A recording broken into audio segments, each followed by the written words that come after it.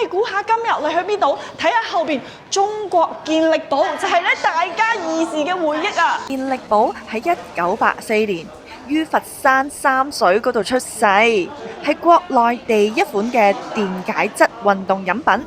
數十年嚟，健力寶堅持本土嘅研發，由舊時校門口嘅小賣部，到體育賽場嘅飲水台，呢罐橙味汽水承載住數代人我哋嘅青春。今晚去睇月超啊！OK，但係呢個係好特別嘅喎，綠色，睇下。